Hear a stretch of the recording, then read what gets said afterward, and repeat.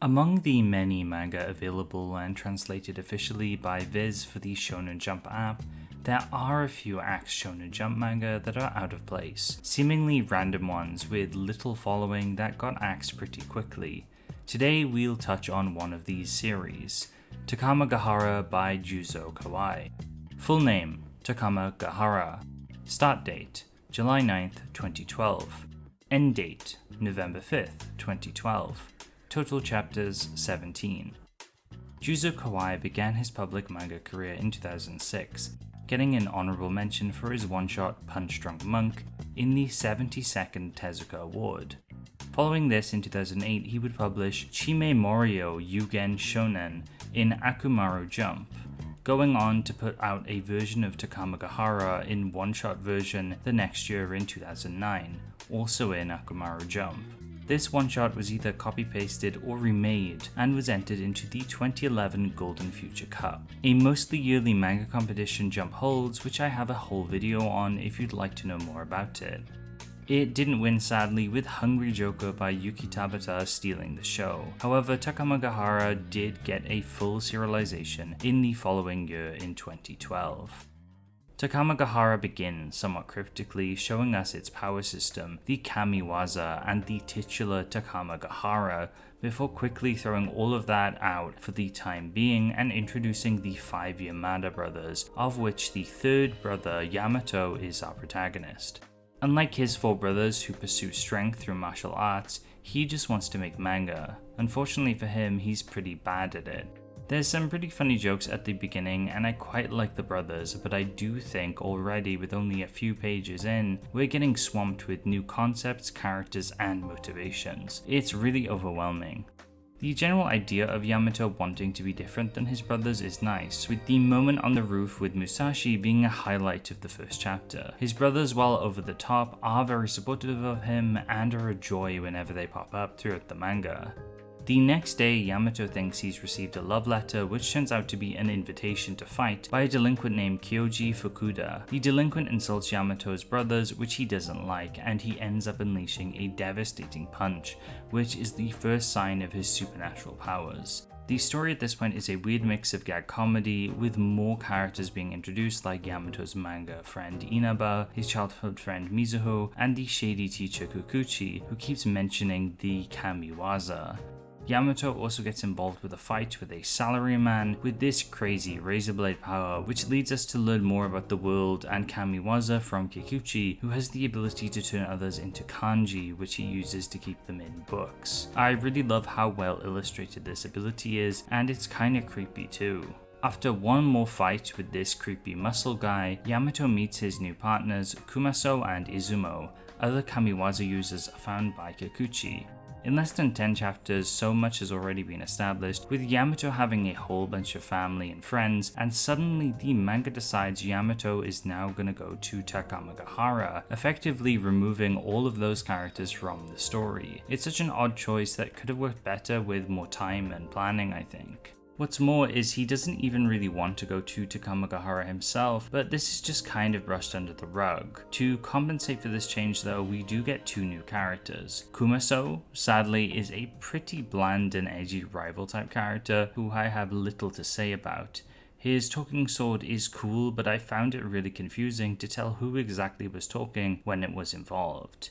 But Izumo is actually really cool. Not only is he a bit goofier and adds some comic relief to the cast, but his ability is absurd, with him being able to transform his animal friends, like his squirrels, into guns.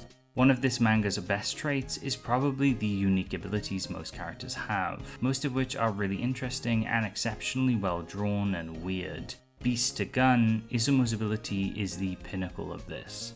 After Yamato fights these 2, he is allowed entry into Takama-ga-Hara, which is this massive pyramid-like structure comprised of tons of different high schools, all filled with various Kamiwaza users. There is some mythological bearing to Takama-ga-Hara, with it being some kind of godlike plane, I think. And other concepts and names pop up that are also relevant to Japanese mythology, including Yatagarasu, Yamano Orochi, and Ama no Murakumo.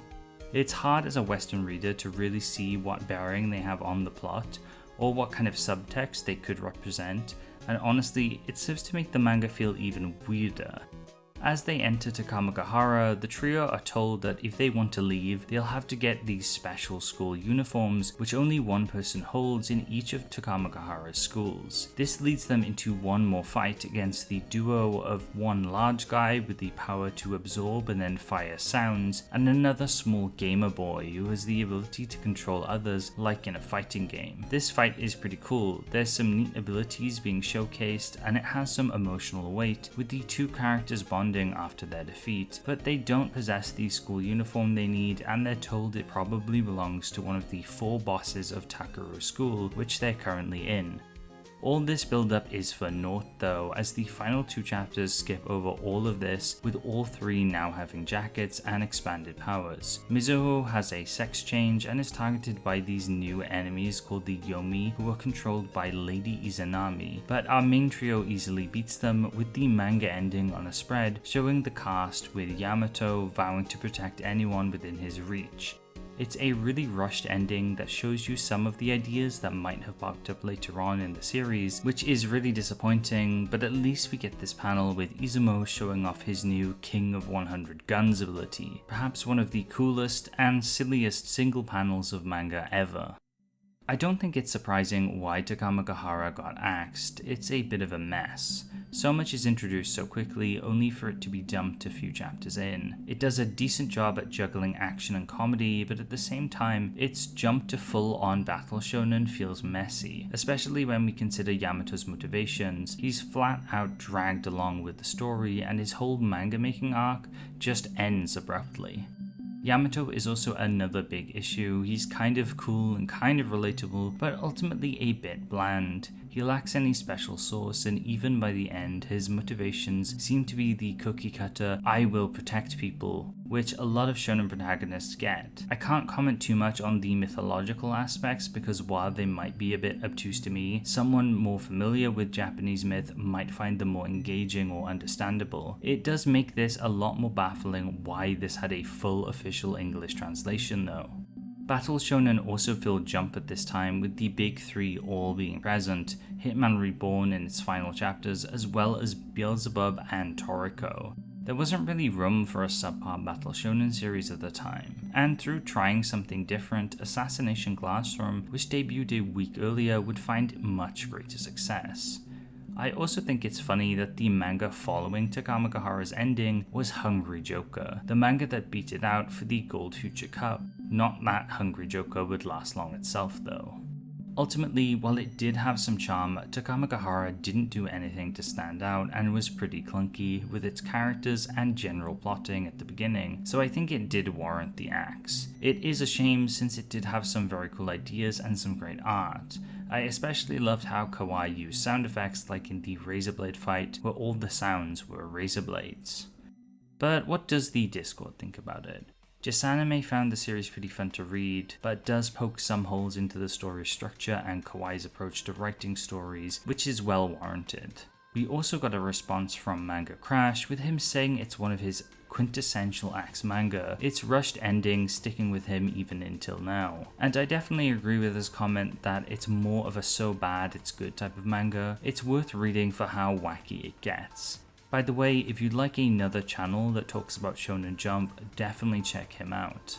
Over at YouTube, I got a fair few comments. A few seemed to like the series, but most acknowledged some kind of flaw that the series had. Roland Decker also supplied me with this panel, which is a pretty great reaction image if anybody wants to use it. Overall though, I get the sense that the majority of readers know it's not the best, but some do enjoy it for what it is. Following Takamagahara meeting a swift end, Juzo Kawaii would pretty much disappear, with him cropping up here and there as an assistant for other manga. I've seen others say he worked with Kenta Tsuchida on the Jump Plus series My Animal, as well as with Kohei Horikoshi on My Hero Academia, although he is most known for his assistant work with Atsushi Nakamura on Agravity Boys, a manga I'd love to cover one day on the X-Files. to my surprise, he's made a number of one-shots recently, like Shiraishi-san no Himitsu and Kuzuha no Mori, both from 2021. And he started the comedy slice of life manga 5080 or 5080 in the same year in Big Comic Superior, which lasted one volume and follows a 50-year-old NEET who lives with his 80-year-old parents. Hopefully we see Juzo Kawaii return to manga in the future to make something a bit more substantial. And that was Takama-ga-Hara. If you'd like to hear me talk about this series more, I actually recorded a podcast with David and Jordan over at Shonen Flop on Takama-ga-Hara. It was a great time and we delve into a lot of interesting background info. A link to their website as well as the episode in question will be in the description. Chances are if you like these Axe File videos, you'll also like their podcast, as essentially we cover the exact same thing. If you have a hankering for more Shonen Jump videos though, you can check out my History of Shonen Jump series, where I've covered the history of the magazine from its beginnings in 1968 all the way up to 1985 so far. If you really like what I do, you can subscribe or you can support me on Patreon, where you can be featured at the end of my videos with a little doodle like Kinocha, Cody, Kaizoku Gairu, Soroquill Zero, and Harley the Apothecary. Thank you all for supporting me and what I make. As always, thank you so much for watching, remember to be kind and take care.